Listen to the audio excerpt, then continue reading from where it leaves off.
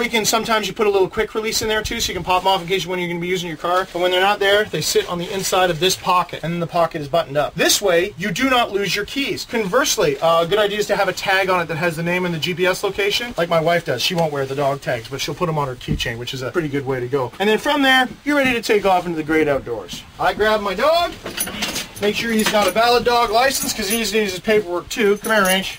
Oh, come here. He hates this. Well, he likes going for walks, but not too big on dog tags, you know. But essentially, that's the same thing we got, you know. And of course, I locked the dog's leash inside, so I have to use my drill now to get back inside. Dude, some people think, you know, hey, that's a bit, you know, don't you think it's a bit much, Sean? Don't you think it's a bit risky to have all this stuff? Like, why do you care? Are you so paranoid? Well, it's not really a matter of being paranoid. It's a matter of just being prepared. And your retractable dog leash system, which of course hooks onto your essentials bag, which will be covered in the canine portion of the show. There we go. I'm now able to take my dog. My dog won't be able to get away from me. But why are we doing this? Why are we out here doing the whole gig? Like, what's the point, Sean? No, man. That's not what it's about.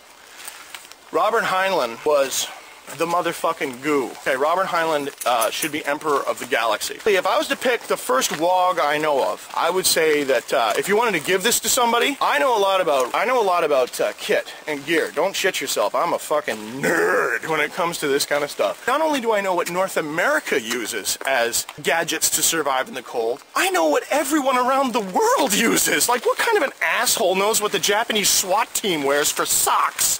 Okay?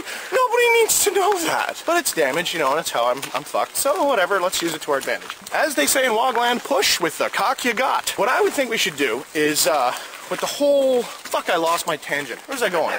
Push with the cock you got. Not a lot of brains. Son of a bitch. Use the knowledge that you have. Right. The knowledge that you have. Everybody out there, they're like, I want to help Rant Radio. Great. Great. What do you want to do? I don't know. Okay, for those of you who want to help this series, listen up. The whole fucking point of this is that this must be distributed for free. You must give it out to people. Well, that's not enough. No, listen, shitbird. If you were to get up every morning and do Qigong exercises in 5 years, supposedly you can levitate and fly and stuff, according to Japanese text. Qigong exercises consist of breathing. That's it. And people don't do it because they think it's too easy. They're like, oh, you know, well, why would you do that? That's too easy. We don't want easy. We like to suffer. Well... The thing is that there are really easy solutions to the world's problems. We just don't want to look at them. Yeah, so the Qigong exercises was a euphemism for what? Qigong, breathing, easy, too easy. That's gone. Fuck. That's what we need is instant replay. People go, it's too easy just to give out the episodes, Sean. It's too easy. What's the point? Guy, you can get a CD for less than a 6-pack return of bottles. You could go pick up bottles, get the money, buy CDs, and distribute the Sean Kennedy Show if you were homeless, if you were a fan. And people go, well, why would that be a big deal? Because you'd be getting more fans. What do fans do? Fans are wogs. What do wogs do? Wogs think for themselves. What do people who think for themselves do? Well, they start going into their human nature, don't they? So it comes down to thinking that, do you believe that human nature is good or bad? I got hope, man. I don't think we're a bunch of fuck-ups, because if we were really that hell-bent on destruction, we would have done it 40 years ago with the fucking Nazis. We would all went, ah, fuck yeah, it'll be great, let's kill some Jews. No, nobody wanted to do that. Do you know any Jews? I don't know a single fucking Jew, but I don't want any of them to die. I don't know any Jews. I don't know one Jew. Not one. No, not one Jew. But I'm sure they're really nice people. I mean, I've seen a lot of them play it on TV. Billy Crystal, you know, he hosts the Grammys. No Jews, no Billy Crystal. The thing is that if people think for themselves, the world will be a better place. You turn on the news, they try to keep you so terrified, man. Yeah, we tell them the truth. Yeah, but it's how you tell them. We're telling people the truth about what's going on in the world. You have a right to know. You have a right to be scared out of your fucking mind. When's the last time the news taught you anything? When did you learn something? Fuck that. When was the last time you learned anything? When was the last time you learned a new skill? High school? Do you know how to use a map? It's fun to learn new skills. To acquire data. The process of meet, download, teaching. Vital. Unless we do that, and with teaching, we get away from... The computer is a wonderful planning tool. Brilliant.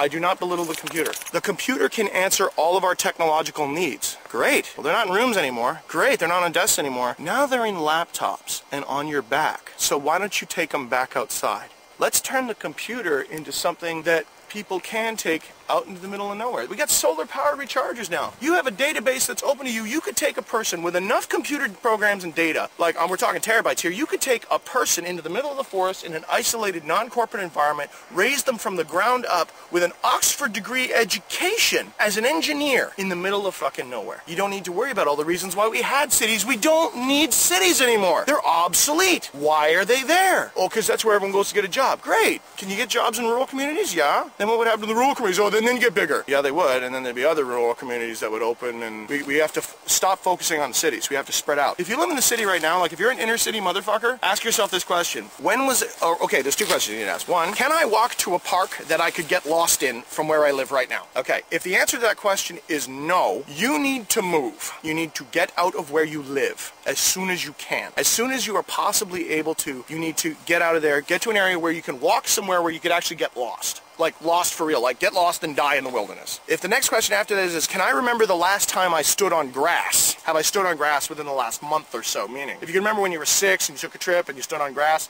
it's not what I'm talking about here. I'm talking about if it's more than a month since you stood on grass, you need to run from the city. You have to get out of there as soon as you can. Get out of the city. Why? Well, because humans are not supposed to live in the urban environment. They're supposed to live in the wilderness. We're natural creatures. This is our home. This is Earth. It's teeming with life. That's part one. Part two is that when you put a bunch of stuff together that's not alive, what does it do? It rots. And when things rot, they cause diseases sometimes. And nature will create diseases inside of them that, inside of like a pile of shit that, like rotting meat and stuff like that. Like Komodo dragons, they got like 18 different terminal diseases in the rotting meat they stuff in their mouth. That's what Komodo dragons, that's how they kill you. They think they're venomous. Actually not. What it is they get these meat in there and it creates these diseases, right? Well, that's what's happening in these cities is all this meat there and it's rotting and they're in, like in the mouth of the dragon, you know? And the diseases are starting to spread. Now they're turning into real diseases. They got these, I don't know where these diseases come from, you know what I mean? But there's lots of fucking airborne flus and other diseases and it's sick. You know, it's unhealthy. You're gonna get sick and die. Well, I can't move into the country. Why not? I don't know anything about the country. Guess you're gonna learn damn quick or you're gonna die in the city. You can take this as a put up or shut up for all the wogs out there. You're gonna do this? Good, do it. You're gonna pose and sit back and watch? Great. Distribute them and give it to other people who'll do it. There are no more victims. We gotta keep moving forwards.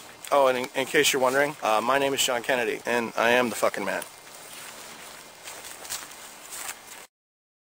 So you say you gotta know why the world goes around, and you can't find the truth in the things you found, and you're scared shitless cause evil abounds. Come join us.